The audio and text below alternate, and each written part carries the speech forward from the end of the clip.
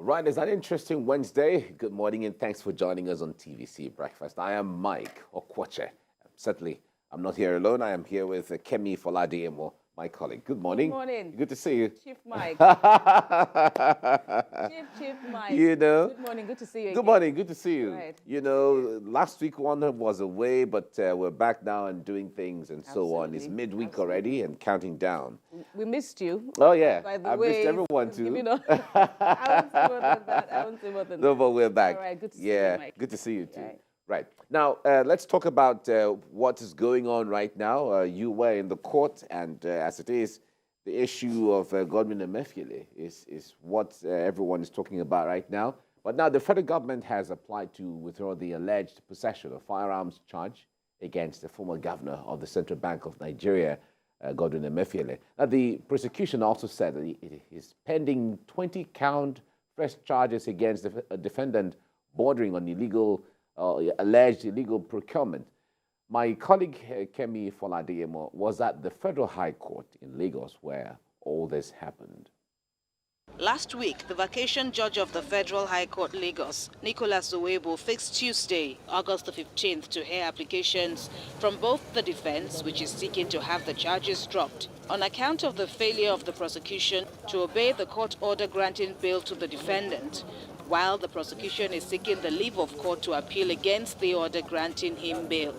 But on Tuesday, the Director of Public Prosecutions at the Federal Ministry of Justice told the judge that his decision to withdraw the charges is informed by emerging facts and circumstances of the case, which requires closer investigation. In his response, the lead defense counsel said such an application under Section 174, subsection 1 and 3 of the 1999 Constitution cannot be made orally. He also said the federal government cannot make any further application until it has released Mr. Emefiele as directed by the court.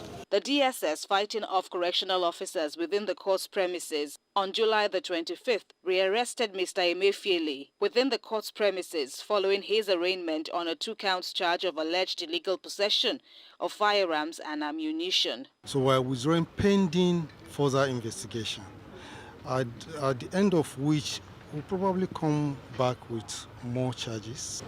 There is also another pending charge at the FCT High Court as we speak.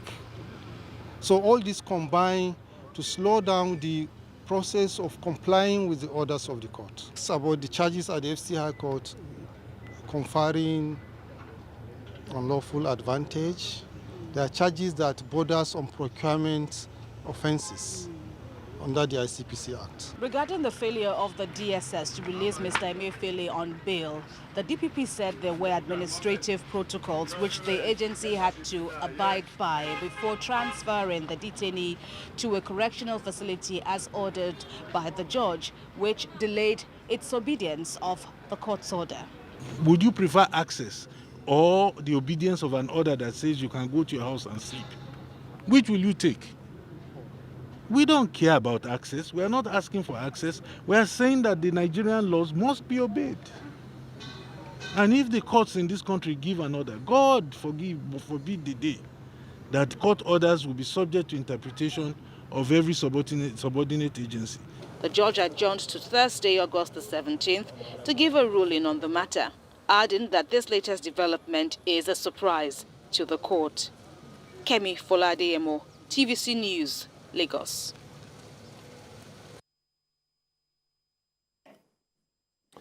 All right, so many Nigerians who either understand what's going on or don't understand are still interested in this whole issue because of the man who is in the eye of the storm right now, the former governor of the Central Bank of Nigeria, Godwin Emefiele. Now, Kemi, you were at the court and you saw all of those. One would say, in fact, I was engaging someone yesterday evening and they said, well, this is just the beginning of so many things that we may not even have seen as far as this case against Godwin Emefiele is concerned. You have a good point. I take your point, Mike, and that is also reflected. Your views are also reflected, by many. Many people also share this opinion, and the federal government isn't exactly, saying all that they possibly have against Mr. Godwin Emefiele. After all, according to the law, he still stands innocent, but, until proven guilty. But going by the feelers we got from the Director of Public Prosecutions yesterday, he confirmed more or less that there are pending charges, more pending charges, fresh charges against Mr. Emefiele are not exactly in Lagos. And there are also indications that the fact that the prosecution wants to withdraw the earlier charge in which Mr. Emefiele has already pleaded not guilty to, there are indications, and he said as much, that that withdrawal is not for him to be let off the hook, so to speak. They will most likely bring up heavier charges, because the current one that he's facing now here in Lagos, the one about the alleged illegal possession of firearms and ammunition, it's it carries about 5 years jail term. So people have said it's bailable, and he was given bail, to that effect, but he still remains in the DSS detention. So there are indications, strong at that even though they will be dropped, or they want those charges to be dropped, he would be rearraigned here in Lagos. And then the issue of the pending charges in Abuja, even though we asked the Defense Counsel that question, what his comments are or response to those fresh charges assisted by the federal government, but the defense said they are not aware of that. For you to say you want to file fresh charges, at least the defense must have been aware, they must have been served with the court documents. And so until that is done, it's their prerogative, the defense says. It's the federal government, they are the prosecution, they can bring anything they want to bring. But most importantly for them is that anywhere they want to take Mr. Emefiele to, as long as he's still in detention, despite an order, directing that he be released, the defense says it will miss the federal government, at every junction, with that issue of the prosecution needs or must obey the directive of the court that he be released on bail. Yeah, and as it is, this issue of cherry picking, what court order to obey and which one not to obey by the federal government has been on a long time. Remember the days of Dasuki, and the others. A lot of persons feel that the federal government sometimes has not been a good example or a good role model when it comes to obeying court orders, and all of that. Then people are still expecting that. You recall that before now, there were reports of allegations of some of the earlier allegations from the DSS against Emefiele, where that he was funding terrorism, and so on. One was expecting that we would have seen all of those, but we've not seen them yet. Maybe investigation has revealed that maybe it wasn't so, or maybe that is still coming up somewhere in the future.